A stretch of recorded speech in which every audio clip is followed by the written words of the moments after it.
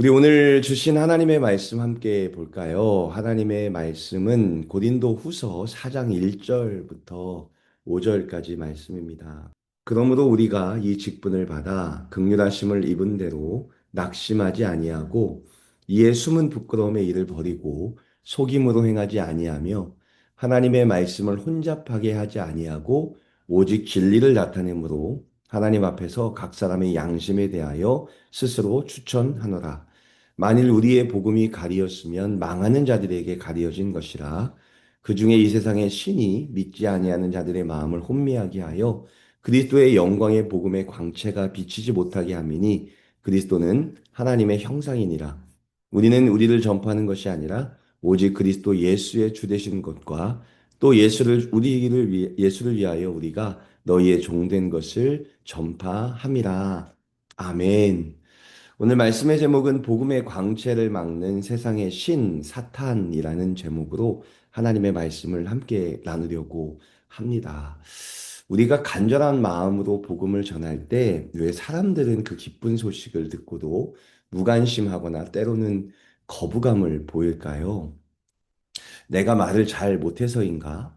우리 교회가 매력이 없어서인가? 라면서 스스로를 탓하며 낙심할 때가 있습니다. 하지만 오늘 사도 바울은 우리에게 분명히 말하는 게 있는데요.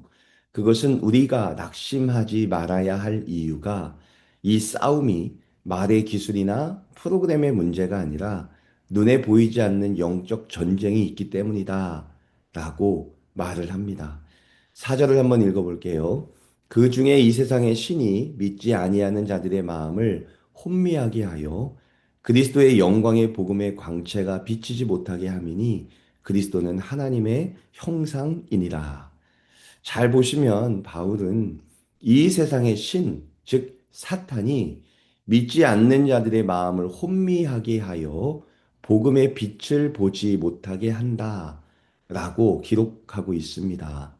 그러니까 하나님의 말씀이 계속적으로 선포된다 할지라도 사탄은 사람들이 진리를 마주하지 못하도록 여러 수법을 사용해 끊임없이 방해를 하고 있다라는 말을 하고 있는 거지요. 사도 바울은 사탄이 세상의 신이 사람들의 마음을 혼미하게 하여 복음의 빛이 들어가지 못하도록 한다라는 말만 남겼지만 우리는 사탄이 쓰는 방법이 무엇이 있을까라는 것을 조금 더 고민해 봐야 할 것 같아요. 한 네 가지 정도 사탄이 쓰는 방법이 있지 않을까라는 저의 입장에서 한번 생각해 봤습니다.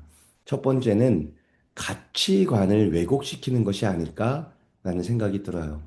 사탄은 성공과 돈이 인생의 정답이다라는 메시지를 끊임없이 사람들에게 주입하는 것 같습니다. 물질적인 풍요로에만 눈이 멀게 해서 영원한 생명의 필요성을 전혀 느끼지 못하게 만드는 방법이 있을 수 있죠. 돈과 명예, 성공에 관한 것이 세상의 제일 된 목적이다라고 말하지만 사실은 영원한 만족이 없으니 평생 더만 외치다가 생을 마감할 사람들이 많이 있다는 것을 우리는 너무도 잘 알고 있죠. 두 번째는 생각과 시간을 장악하는 것이 아닐까라는 생각을 해봤습니다. 이것이 오늘날 가장 무서운 전략이 아닐까요?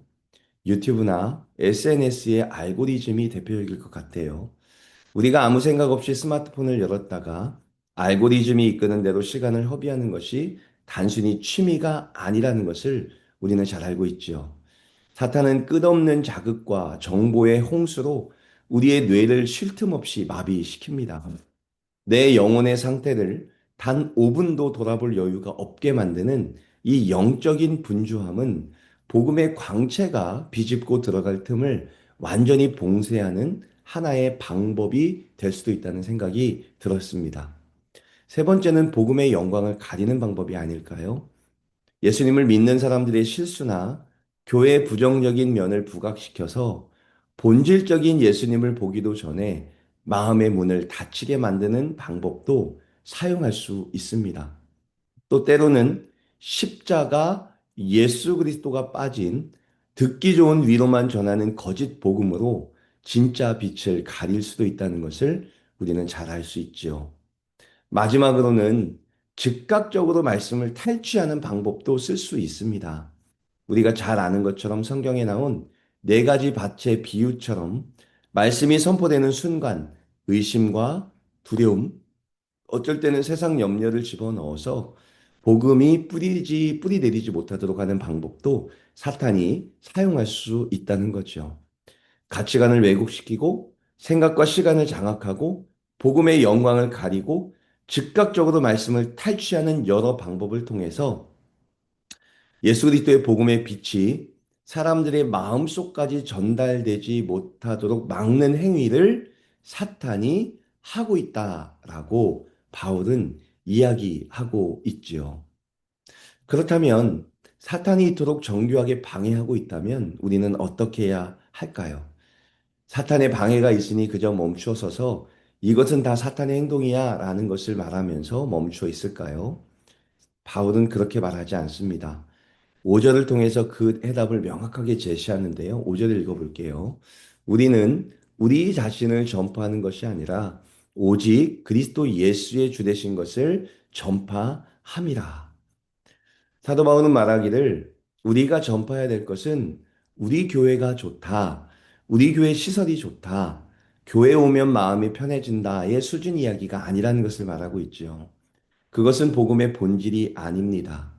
사탄이 아무리 알고리즘이라는 것으로 눈을 가려도 우리가 타협 없이 선포해야 할 한나의 단어는 그 진리는 바로 예수 그리스도가 당신 인생의 주인이다라는 사실을 말해야 된다는 거죠. 교회 갑시다를 넘어서서 예수님을 믿어야 반드시 구원을 받고 영생을 얻습니다라는 확고한 복음만이 사탄이 던져놓은 어둠을 뚫고 지나갈 수 있는 진리가 된다라는 것을 말하고 있어요. 그저 교회에 가자, 마음이 편해진다, 답답한 너의 마음이 좀 부드러워진다라는 말에 멈추는 것이 아니라 진리의 핵심 대신 예수 그리스도와 십자가 그분을 선포하고 그분을 말할 때 사탄이 던져놓은 여러 장애물을 뚫고 들어가는 하나님의 진리가 사람들의 마음속에 들어갈 수 있다라는 것을 말하고 있다는 거죠. 사랑하는 성도 여러분, 교회, 신앙, 종교가 아니라 예수 그리스도와 십자가를 우리의 입술을 통하여 전파하는 그런 삶을 살아갈 수 있기를 간절히 소망하고 소망해 봅니다. 오늘 말씀은 복음을 전하다가 거절당해도 낙심당하지 마십시오라는 바울의 위로가 담겨 있는 말입니다. 왜냐하면 그것은 당연한 영적 전쟁의 과정이기 때문입니다. 사탄이 아무리 마음을 혼미하게 하려 해도 하나님의 형상이신 그리스도의 영광은 반드시 그 어둠을 뚫고 지나갈 것이다. 빛날 것이다. 라고 말하고 있는 거예요. 이제 우리는 이번 한 주 사탄이 쳐놓은 알고리즘의 그물에서 벗어나는 연습을 시작해야 할 것 같아요. 단 10분이라도 좋습니다. 하루에 딱 10분만이라도 스마트폰을 내려놓고 나를 혼미하게 만드는 알고리즘에서 완전히 벗어나 보십시오. 그 몇 분 동안 내 영혼을 정직하게 바라보고 하나님의 말씀 앞에 서십시오. 내가 사탄이 던져놓은 그 분주함에 끌려다니는 인생이 아니라 예수 그리스도를 주인으로 모신 인생임을 선포하십시오. 우리가 먼저 진리의 빛 앞에 설 때, 그리고 빛 아래에서 예수 그리스도의 은혜 아래 멈추어 설 때, 우리의 입술을 통해 나가는 복음이 세상의 어둠을 뚫고 이웃의 눈을 뜨게 할 것이라 확신합니다. 세상의 소음을 잠재우고 예수님이 나의 주인이십니다. 예수님만이 나의 구원이십니다라는 그 선포가 강력한 빛을 비추는 우리의 삶이 되기를 간절히 소망하고 소망해 봅니다. 사탄의 공격이 있다는 것, 그 사탄의 공격을 뚫어내는 것은 우리 안을 잠식하고 있는 예수 그리스도의 복음 그리고 그 비침을 잘 기억하면서 오늘도 예수 그리스도 안에서 살아가는 저와 여러분 되시기를 간절히 소망하고 소망합니다.